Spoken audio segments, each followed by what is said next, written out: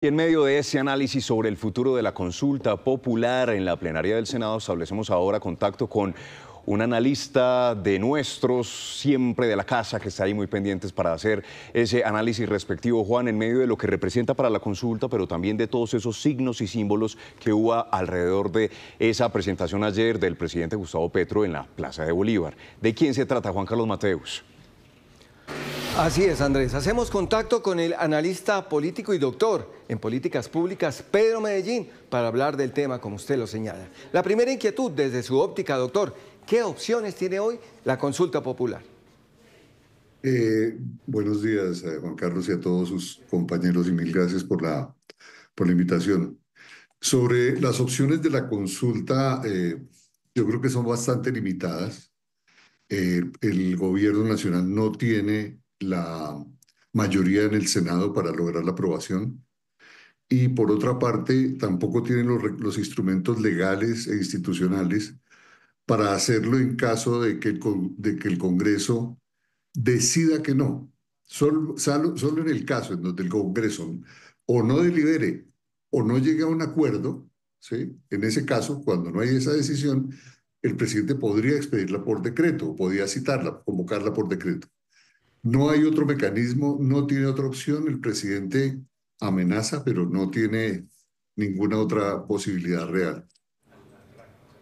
El tema de sacarlo por decreto. ¿Qué circunstancias se tendrían que dar exactamente y en qué se basa usted para decirlo, para que el gobierno hable también de sacar esa consulta por decreto, señor? El artículo 33 de la ley que establece la participación le permite al gobierno nacional que en caso de que no se pudiese, no se celebrase la deliberación o en caso de que el Senado no llegase a un acuerdo en la validación o no de las preguntas, en ese caso entonces se produce el hecho de la no aprobación, perdón, de la imposibilidad o de la posibilidad que se le abre al presidente de expedirla por decreto.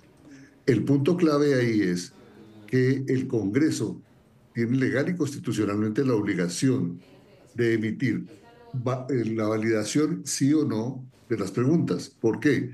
Porque las preguntas pueden estar orientadas, las preguntas pueden estar mal formuladas o las preguntas pueden estar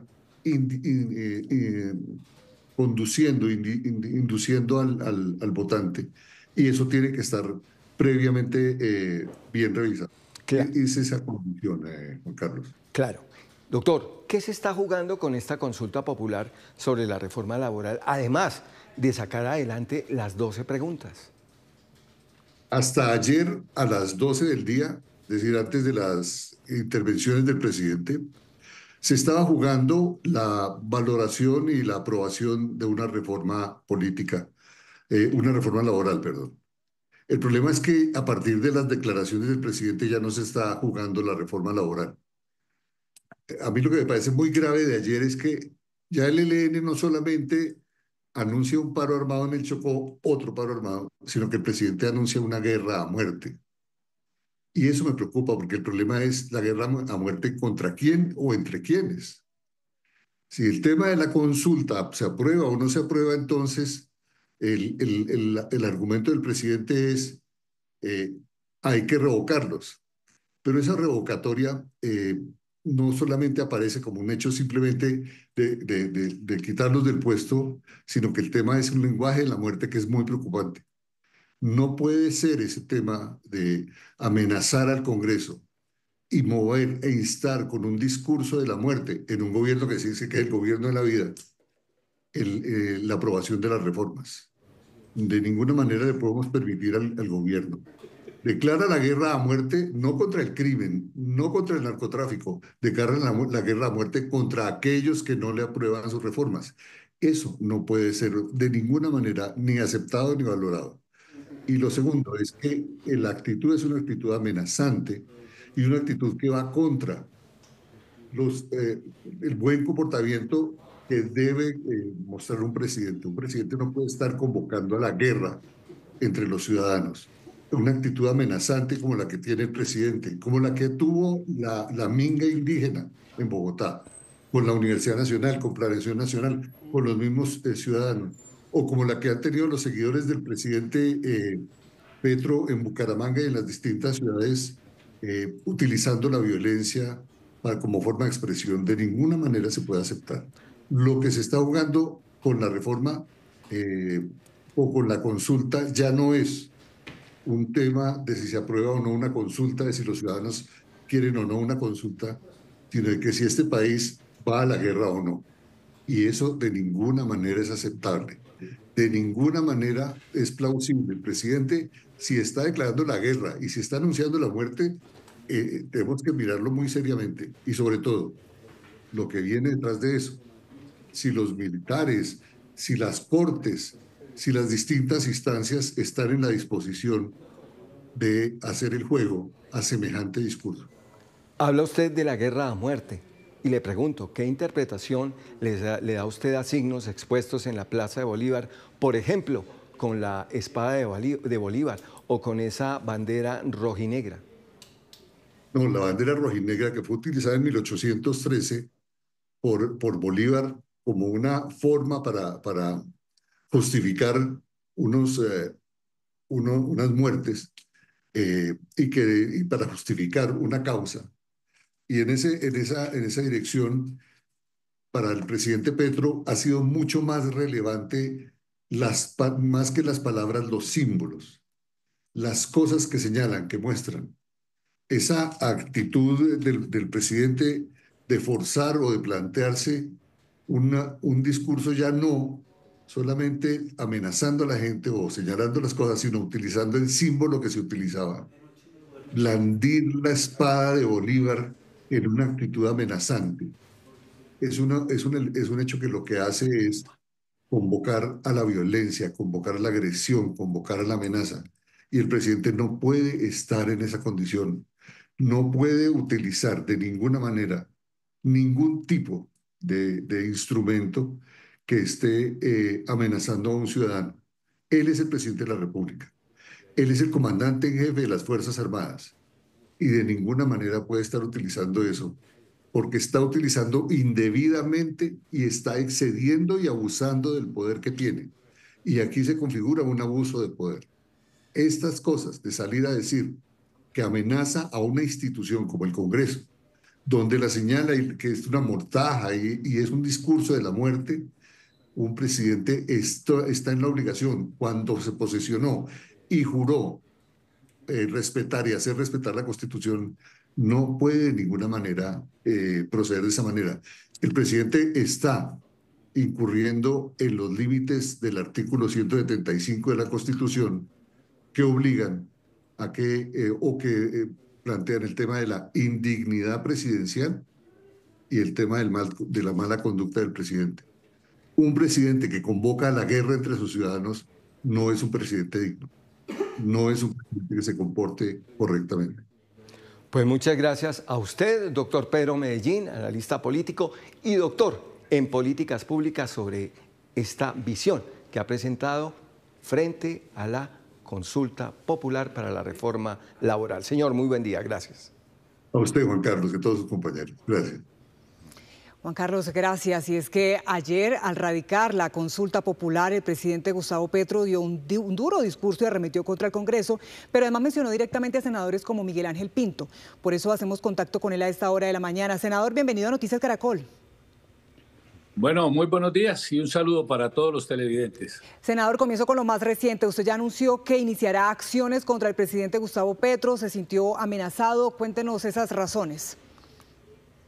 Pero por supuesto que lo que hizo el presidente de la República el día de ayer en ese discurso agresivo e irracional, señalando no solamente a mí, sino a todo el Congreso de la República, ha sido de una gravedad inusitada. La democracia está en peligro. Nosotros vamos en mi caso particular, a establecer la denuncia correspondiente, no solamente en la comisión de acusaciones, donde corresponde aquí en Colombia por los delitos de injuria y calumnia agravada por las amenazas de muerte que profirió ayer el señor presidente de la República, sino que también nos vamos a trasladar ante la Corte Interamericana de Derechos Humanos y vamos a poner en conocimiento de esto de la comunidad internacional. Al mismo tiempo, dentro del Congreso, vamos a tratar de propiciar un debate político contra el presidente de la República que ayer ejerció funciones dictatoriales. Al señalarnos a nosotros, por ejemplo, como responsables de una muerte en el Cauca, en una zona que está bajo conflicto de guerra, no es más que un fracaso de la paz total del presidente Petro. El propio responsable de estas muertes en todo el país y la que está aconteciendo con nuestras fuerzas públicas, con nuestros policías y nuestros soldados en Colombia, es una responsabilidad directa del señor presidente de la República. Ayer no quiso hacer alusión de eso. Esa muerte es responsabilidad de él. Responsabilizar al Congreso por la toma de decisiones no solamente es un tema equivocado e irracional, sino además puso una lápida en las espaldas nuestras, presidente. Más grave aún, amenazar al Congreso, al Senado de la República, como lo estaban ustedes ahorita anunciando, con una bandera de guerra-muerte, del color rojo de la libertad y el negro de la muerte, y decirle que quien no vote la consulta popular de manera positiva, esa va a ser su respuesta de muerte. Es una amenaza muy grave a una institución como el Congreso de la República. Y adicionalmente dice que si no se le aprueba va a cerrar el Congreso. Y posteriormente que se va a amarrar a la silla presidencial, que no la va a entregar el 7 de agosto.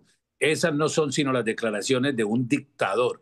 El presidente ayer ejerció funciones de dictador en Colombia y esto es de una gravedad inusitada para Colombia. Y además para decirles a todos, no es solamente hoy un grupo de senadores, no es solamente mi nombre, no es solamente el Senado de la República el que está en juicio.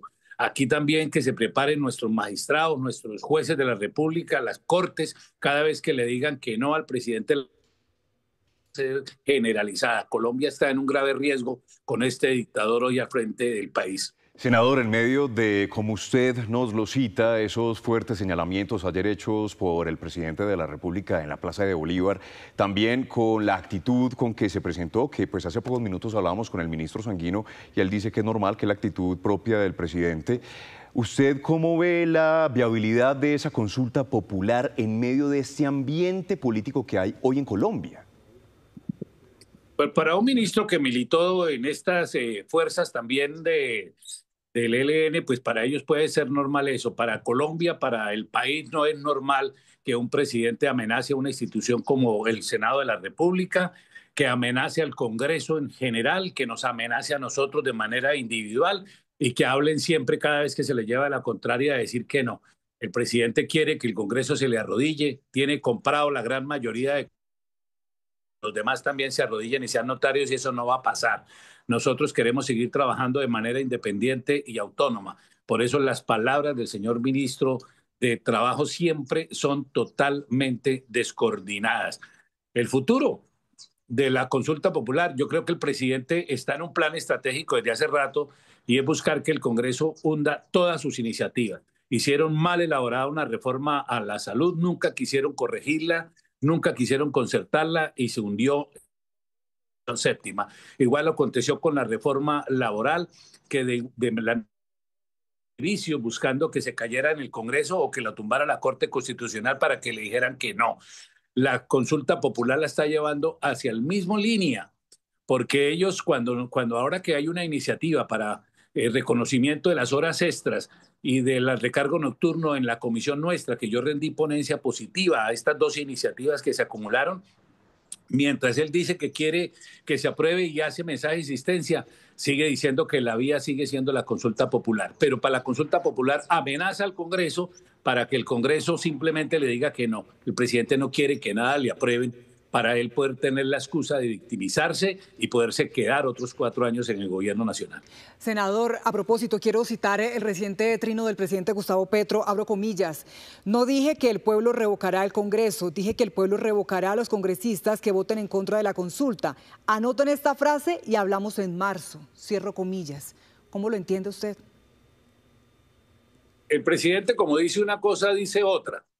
Él simple y llanamente depende del estado del tinto que se haya tomado en la mañana, es que profiere sus discursos y después se sale a corregir todas las equivocaciones cuando se las señalan. Ayer fue muy claro en expresar que el Congreso de la República, si no aprobaba la consulta, el Senado, se iba a cerrar el Congreso, que se iba a tomar el Congreso, que eso lo iba a hacer el pueblo, porque él se considera el pueblo, él cree que es la resurrección de Bolívar, cree que es la resurrección de Gaitán y que decía que el pueblo soy yo. Y él se cree que él es el pueblo. El pueblo de Colombia entiende que lo que quiere es una democracia, que lo que quiere es una independencia de los poderes públicos, que se trabaje en coordinación precisamente entre las ramas del poder público para sacar adelante todos los proyectos en beneficio del pueblo. Al gobierno nacional, al presidente Petro, nunca le han interesado los trabajadores de Colombia, porque esta iniciativa, el reconocimiento de sus horas extras, ha sido radicada como 4 veces por distintas bancadas. Todas las hundió.